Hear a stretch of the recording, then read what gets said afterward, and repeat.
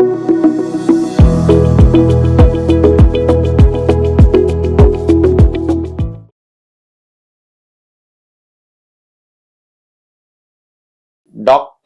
நேரம் நேயர்களுக்கு வணக்கம்.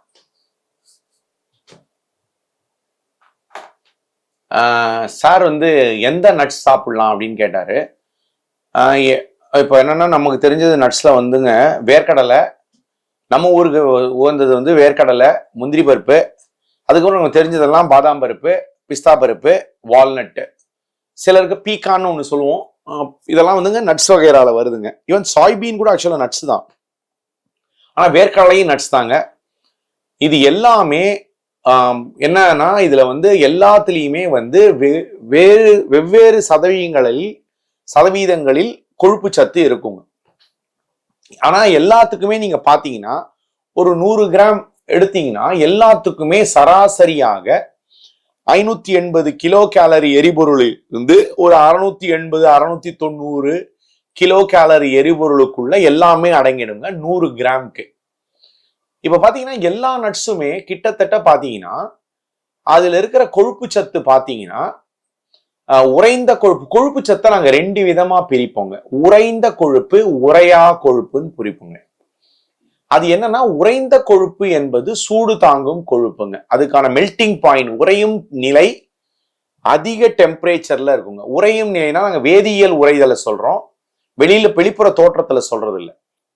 சோ எரிபொருள் உருகும் நிலை அதிகமா இருக்கக்கூடிய உறைந்த கொழுப்பை கொண்ட, கொஞ்சம் சற்றே சதவீத வகையறால அதிகமா கொண்ட நட்ஸ் நம்ம ஊரு வேர்க்கடலை, இன்னொன்னு முந்திரி பருப்பு.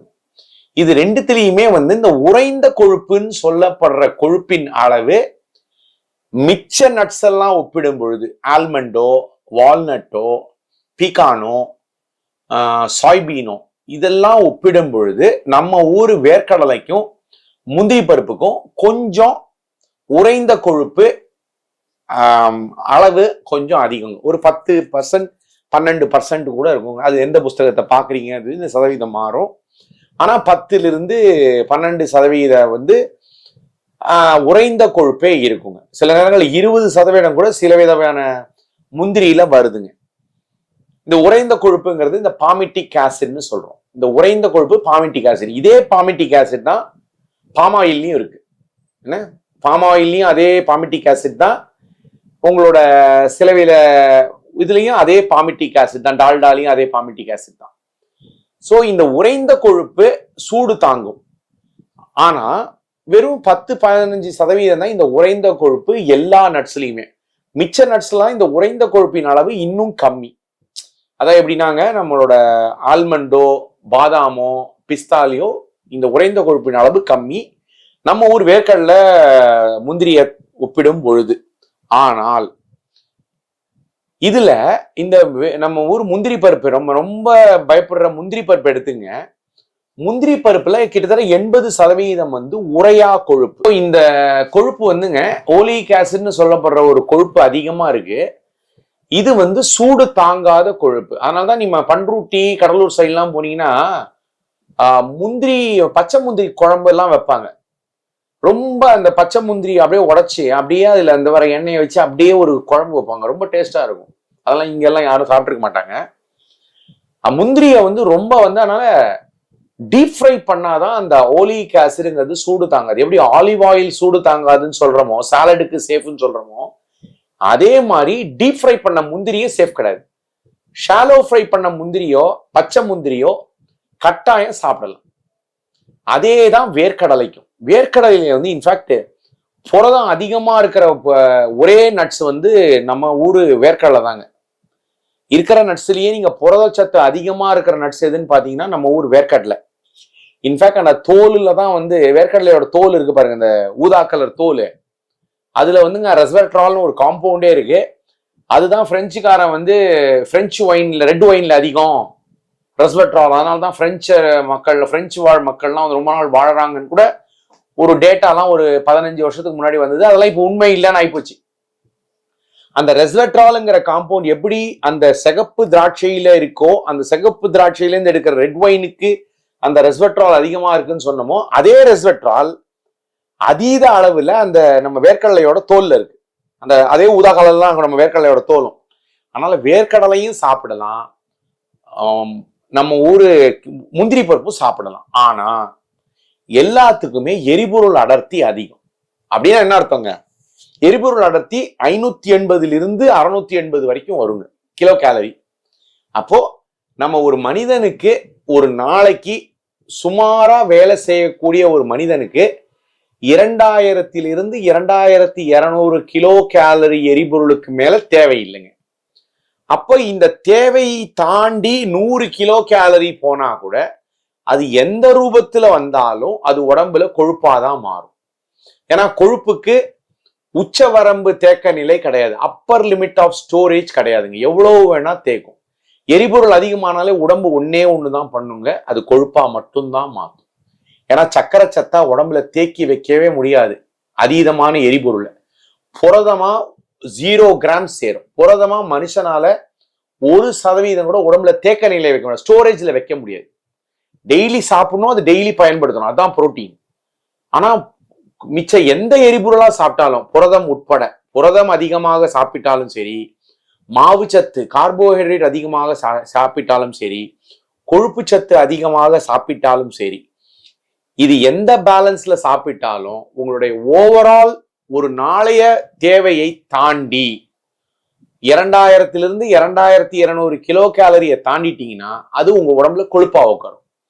அப்போ இதெல்லாம் சின்ன கொள்ளளவு கொண்ட அதீத எரிபொருள் அடர்த்தி கொண்ட ஒரு நட்ஸ். ஆனா எல்லா நட்ஸ்லயும் இந்த இருதயத்துக்கு நல்ல உரையா கொழுப்பு இருக்கு. லினோலிக் ஆசிட்னு ஒரு கொழுப்பு இருக்கு, ஓலிக் ஆசிட்னு ஒரு கொழுப்பு இருக்கு, லினோலெனிக் ஆசிட்னு ஒரு கொழுப்பு இருக்கு.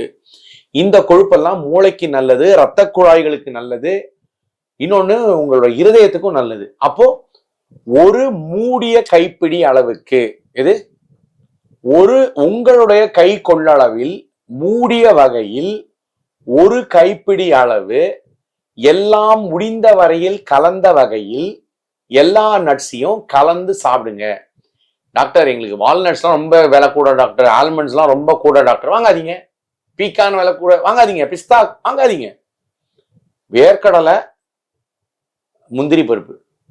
ஆனா உடனே என்ன சொல்றாரு டாக்டர், முந்திரி பருப்பு சொன்னாருன்னா முந்திரி பருப்பு வச்சு அடிக்கிறது இல்லைங்க. ஒரு மூடிய கைப்பிடி 4 முந்திரி பருப்பு சாப்பிடுறதுல எரிபொருள் அடர்த்தி ஒன்றும் தூக்கிட்டு போயிடாதுங்க. ஏன்னா ஆனா அதை நீங்க பேலன்ஸ்டா சாப்பிடணும். டெய்லி ஒரு கைப்பிடி நட்ஸ் சாப்பிடணும்.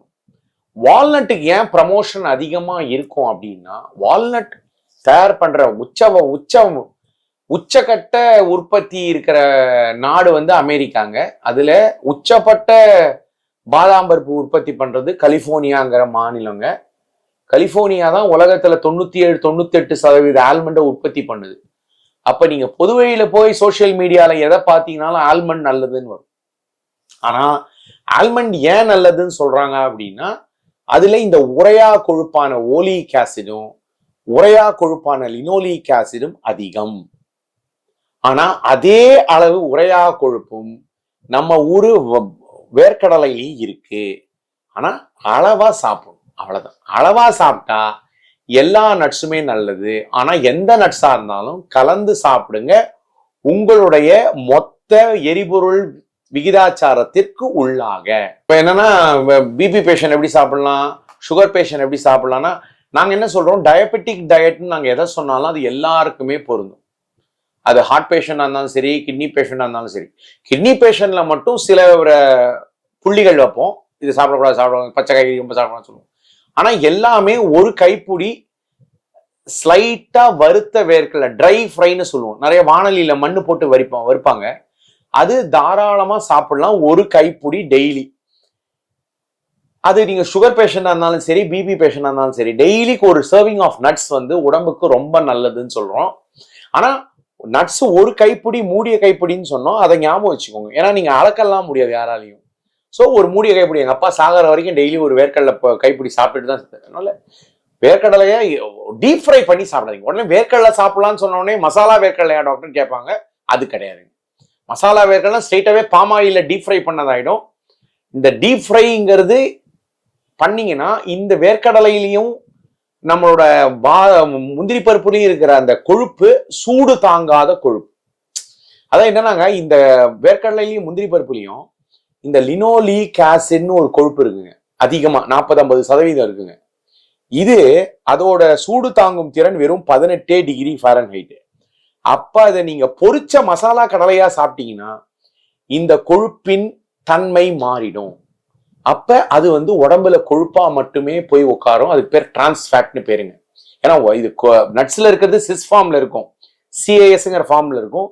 அதை டீஃப்ரை பண்ணீங்கன்னா டிரான்ஸ்ஃபேட் ஆயிடும். டிரான்ஸ்ஃபேட் ஆயிடுச்சுன்னா அது மனுஷனால செரிமானமே பண்ண முடியாது. ஸோ அந்த மாதிரி சாப்பிடாதீங்க.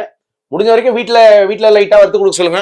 அப்படி இல்லையா, உங்களுக்கு பக்கத்தில் ஒரு கடை இருக்கும், நம்ம நம்ம நம்ம மக்கள் ஏதாவது ஒரு கடை வச்சிருப்பாங்க, ஒரு பொட்டுக்கடலை வேர்க்கடலைன்னு வச்சிருப்பாங்க. அந்த வேர்க்கடலையில அவங்க ட்ரை ஃப்ரை அவங்களே பண்ணி கொடுப்பாங்க. எண்ணெய் ஊத்தாம பண்ணி கொடுக்கணும்னா பண்ணி கொடுக்க போறாங்க. அதை ஒரு கைப்பிடி சாப்பிடுங்க. அதான் சொன்னேன், என்ன சாப்பிட்றோம், எப்ப சாப்பிட்றோம், எவ்வளவு சாப்பிட்றோம், என்னவா செய்து சாப்பிட்றோம், கூட என்னெல்லாம் வச்சு சாப்பிட்றோங்கிறதாங்க கணக்கு. ஒரு உணவோ ஒரு நட்ஸோ ஒரு தானியமோ சூப்பர் ஃபுட்டாகவோ சூப்பர் கிரெயினாகவோ சூப்பர் நட்டாகவோ கருதுவது அறிவியல்ல ஒட்டாத ஒரு செய்தி.